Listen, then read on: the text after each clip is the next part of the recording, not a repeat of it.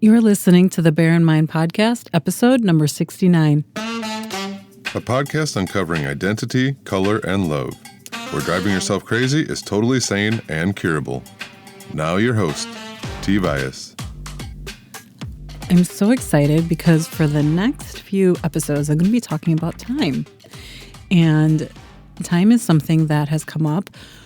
I work as a life coach part-time, and with my clients, time is something that always comes up. Whether they're trying to change their career, make more money, lose weight, whatever, time is always something that they struggle with, and it's something I've always struggled with. So I'm going to talk about the common problems people have with time in the next coming up episodes, and how I've kind of overcome them, and what I've seen other people go through with their struggles with time and quote unquote managing time, although that's not what we really do. And so I'm going to actually talk about the problems and then the solutions. So today's problem is the most common one. It's the one I think I told myself quite a bit. It's I have so much to do. And here is the problem with that, because it feels like it's true. I have so much to do. And it is a problem because one is when one of the problems that you could have with it is you feel overwhelmed. Now, this was my case. I would feel overwhelmed with the amount of stuff I had to do. And then a lot of times I wouldn't do anything. It would just lead to a whole bunch of inaction. The other times that I would kind of think, oh my God, I have so much to do. And I would kind of put pressure and stress myself out, especially if it was something I wanted and I thought that I needed to achieve. So there was a time when I was unemployed and I was searching for a job, and I stressed out and I burnt myself out, and I eventually got the job. When I went into the job, I was tired and exhausted, and I was trying to hustle. So a lot of people get burnt out and tired, and then what ends up happening is that they're not feeling great while they're going after something, and then they kind of don't take action in other parts of their life.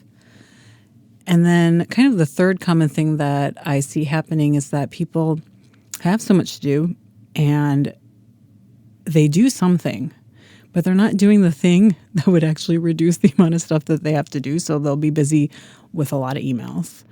Or if somebody comes up with a problem to them, a coworker or even their kid says, hey, can you help me with this? They'll go and help that person out. And it's not to say that you can't help people out and still get the things you want to do, but you can. It's just how you're handling this problem of having so much to do. So I'm going to actually talk about the solution for this, because if you're not getting the result that you want in your life, whatever it is, and you're thinking, I have so much to do, we're going to eliminate that problem. So when we think we have so much to do, our brain doesn't find a solution to that.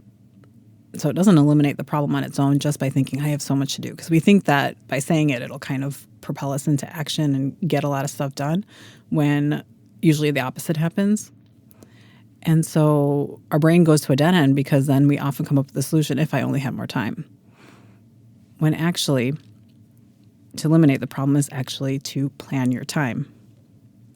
Now, when I tell this to people, they're like, wait, you want me to sit down, plan my time, and they're like, spend 1 hour per week at the beginning of my week planning out how I'm going to use my time for the whole week. And I'm like, yes. And they're like, that takes time. Exactly. You take an hour out of your week to plan your time. That will actually create time for you. And here's why. When you say, I have so much to do, that's going to be different from how much I have to do. That's going to be different from, from your neighbor, from your partner, from your manager maybe, from a person you admire. So clearing up how much you actually have to do will actually help your brain solve the issue, and that happens through planning. And so planning gets your brain going on the solution, and it's very much like the GPS system. If I say, hey, let's get together, and I were to give you my address, you would put it into the GPS, and the GPS would go to work, calculate the best way to get to my place. It would find the least amount of traffic, where there's not construction, etc. And it would get you from point A to point B in the best route possible. And that is exactly what your brain, is very much like the GPS system, is going to do for you. And it automatically does this because you're giving it the right problem to solve. You're not just kind of putting that problem to, I have so much to do. By planning it, you determine what that amount is, and then your brain will plan it out very much like a GPS system. So my 2-step process for planning out your time is very simple. So if you already have a planner, even a fancy planner, or if you already use a system that's in your work, a digital system, it'll work, because the process, all you need is really a pen and paper. But if you have something better than a pen and paper, then by all means, that's going to work too. So what you're going to do is you're going to write down, within this hour at the beginning of your week, you're going to write down everything that it is you need to do. And when I mean everything, I mean everything. I mean showering, lunch, going to the grocery store. If you have kids, picking up, dropping off your kids, cooking dinner, your appointments, your clients' appointments, all of those things, you're going to write that down for your week. And if you have bigger projects, and I have an example. So if your project is to build a website, you're going to break it down into smaller parts. Every step to build a website. One is you might need to investigate the solutions and make a decision. And then, the next week, once you've decided, you'll have the next small step. But write it all down, write out all the smaller steps, write out exercise, everything you can think of that you need to get done, laundry, and exhaust your brain. Now, you may look at that to-do list and you might be like, well, I have so much to do. And most of us keep a to-do list, and that's why it also kind of confirms, oh my God, we have so much to do.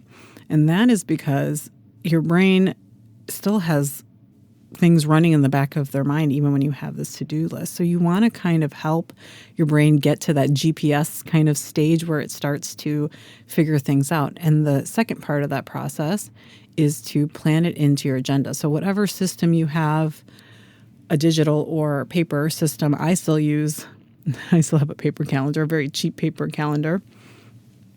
And I go in and I place everything that I need to do. So from this time, I have school drop off from 8 to 9. Then I'll put in breakfast, and then I'll put in prep for a client. And then I'll have a client meeting, and then I'll have notes that I need to type up for a client. And then and then I'll have a chunk of like emails, and then I'll have a lunch break. So I go in and I put the time of all the things that I need to do into my agenda.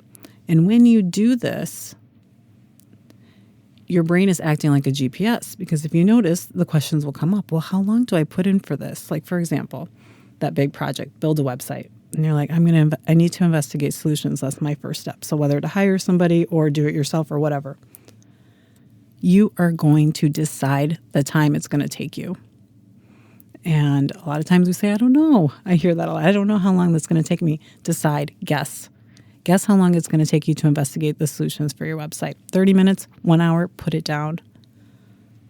Because essentially when you go to put everything in your calendar, you'll now answer all of those questions that your brain has, whether you're conscious of it or not.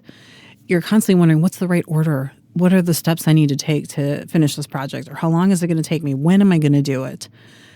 And all of those things. And you answer those questions just like a GPS does. And you get it done in 1 hour per week. And then the rest of the week, you honor your calendar.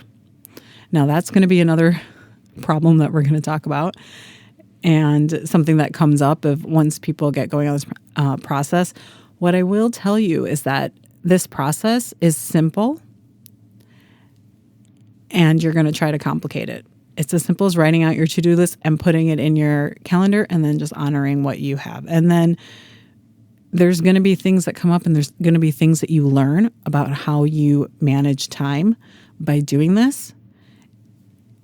And that intelligence that you gain about how you manage time, that's going to be a wealth of information that will propel you into the next week. Oh, wait, maybe I need to plan this a better way. Maybe this fits better into my schedule. And you'll learn each week that you do this, and you'll become what I would call a time guru.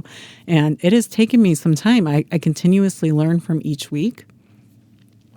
But the thing is, today I don't have I have so much to do. I don't have the overwhelm. I don't have the burnout. And I don't get distracted. And if I do get distracted, I am aware of it and I bring myself back to honoring my calendar. And so we're going to talk about other problems that come up, as I'm sure probably some questions came up in this process. And that's going to come up in the next, I think about 4 episodes I'll be doing that. And I'll check back with you next week. Thanks for listening. Listen for a new episode next Tuesday by subscribing on your favorite podcast platform. Bye for now.